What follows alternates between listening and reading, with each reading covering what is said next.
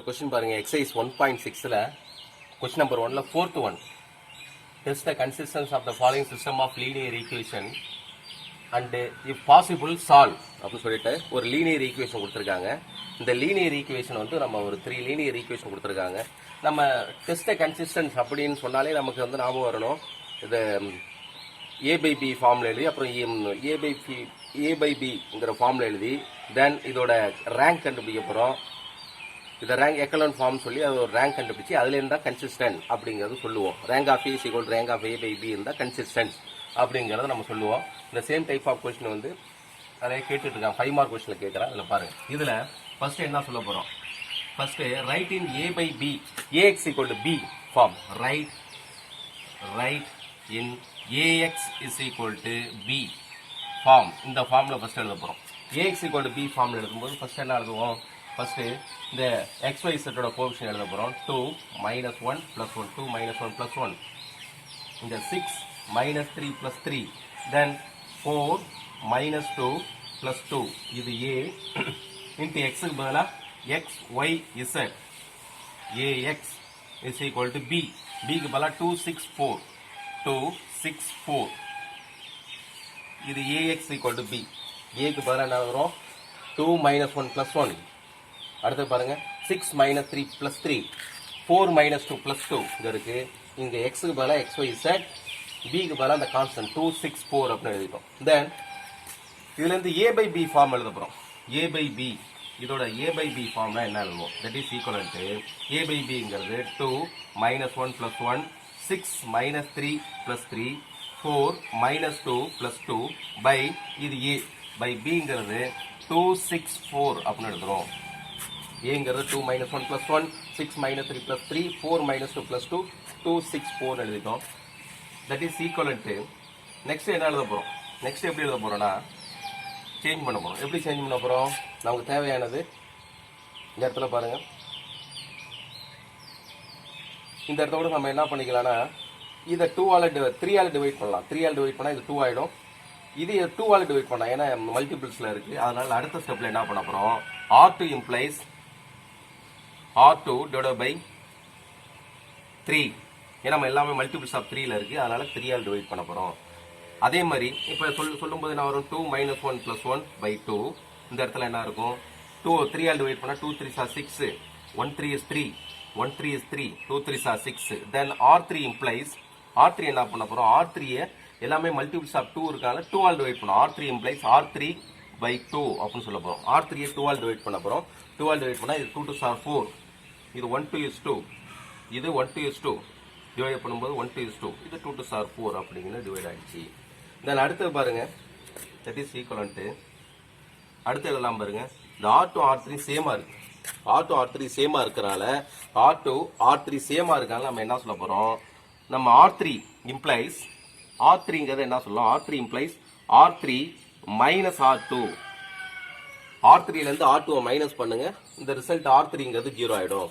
தென் இந்த ரிசல்ட் என்ன இருக்குன்னா R1ங்கிறது அப்படியே தான் இருக்கும். 2 - 1 + 1 by 2ங்கிறது அப்படியே தான் இருக்கும். தென் இங்க பாருங்க R2ங்கிறது 2 - 1 + 1 2ங்கிறது அப்படியே இருக்கும். R3 implies R3 minus R2 R3ல இருந்து R2 மைனஸ் பண்ண போறேன். இத மைனஸ் பண்ணும்போது 2 - 2 0 ஆயிடும்.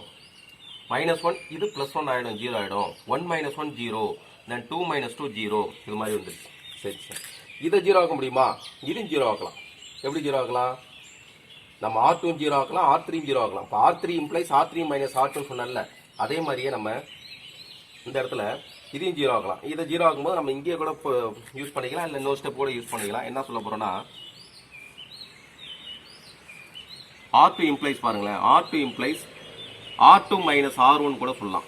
R2 implies R2 minus R1 கூட சொல்லலாம். இப்படி சொல்லி கூட 0 ஆக்கலாம். therefore இது ரிசல்ட் என்ன 2 - 1 + 1 by 2 இருக்கும். R2 implies ஏன்னா R2ல இருந்து R1 மைனஸ் பண்ணாலும் அதுவும் 0 தான் வரும். therefore 0 0 0 எப்படி -2 - 2 0 -1 + 1 0 1 - 1 0 2 - 2 = 0 இந்த ரிசல்ட் 0 ஆயிடும். தென் ஆல்ரெடி இங்க 0 இருக்கும். இந்த ஸ்டெப்லயே R2 implies போட்டு இங்கேயே கூட இத நம்ம R2லயே 0 ஆக்கிடலாம். நான் எக்ஸ்ட்ரா ஒரு ஸ்டெப் போட்டேன். இது தப்பு இல்ல. அதனால இங்கேயும் கூட நம்ம ரெடியூஸ் பண்ணி போட்டாலும் தப்பு இல்ல. எப்படி வேணாலும் போட்டுக்கலாம். எப்படி அது 0ங்கறத கொண்டு வந்துட்டோம். therefore இப்போ இது பார்க்கணும் it is an echelon form. இத பாருங்க it is an echelon form. Right angle ஷேப்ல இருக்கும். therefore இது எழுதும்போது it is an echelon form. It is an echelon form. இது எக்கலன் ஃபார்ம்ல இருக்கு. therefore இதோட ரேங்க் சொல்ல போறோம். Rank of A. Rank of A is equal to என்னன்னு பாருங்க. ரேங்க் ஆஃப் ஏ பார்த்தீங்கன்னா இதுல number of non zero rows is equal to 1. Rank of ஏங்கிறது 1. ஏன்னா number of non zero rose. Rank of ஏ 1. அதே மாதிரி ரேங்க் ஆஃப் ஏ பை பியும் 1 தான். அது number of non zero is equal to 1 தான். ரெண்டுமே 1 தான். therefore இதுல நம்ம என்ன எழுதுறோம்னா rank of A is equal to rank of A by B is equal to 1 அப்படிங்கிறது ரிசல்ட் கிடைக்குது. ரெண்டுமே 1 தான். That is less than n. என்னங்கிறது number of unknowns. Number of அன்னவுன்ஸ்ங்கிறது 3. Number of unknowns less than n. என்னங்கிறது number of unknowns. அதோட value 3. இது மாதிரி இருக்கும்போது நம்ம என்ன சொல்ல போறோம்? the system is consistent. இது மாதிரி இருக்கும்போது எழுதுவோம். தென் இது மாதிரி இருக்கும்போது rank of A is equal to rank of A by B இருந்தாலே the system is consistent. the system is consistent. இது மாதிரி எழுதிட்டு it has infinitely many solution. it has infinitely many solution. it has infinitely many solution. many solution. it has infinitely many solution. therefore the system reduce எத்தனை equation reduce பண்ணதுன்னா இந்த system reduce one equation. the system reduce one equation. the system reduce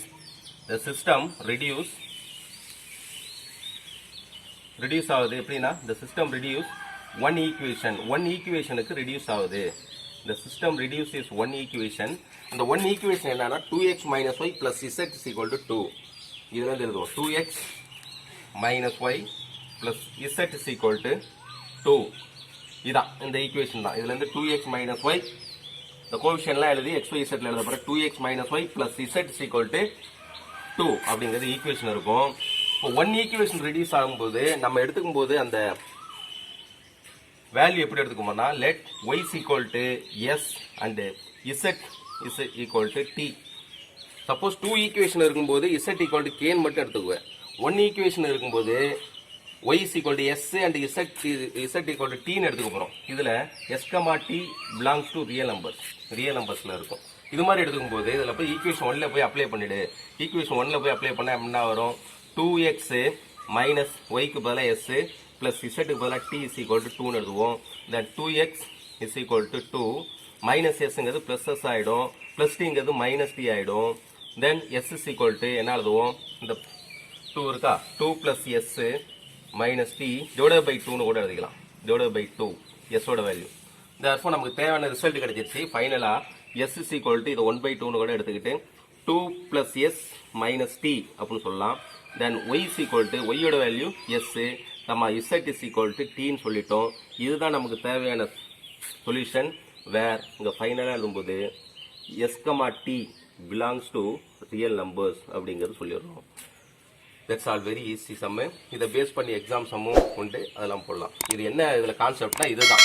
rank of a is equal to rank of a by b is equal to 1 இருந்தா the system is consistent, it has infinitely many solution and the system reduced one equation. one equation reduce ஆகும்போது நம்ம எடுத்துக்கும் போது அந்த variable பார்த்தோம்னா y is equal to s, z equal to t ன்னு எடுத்துக்கணும். thank you.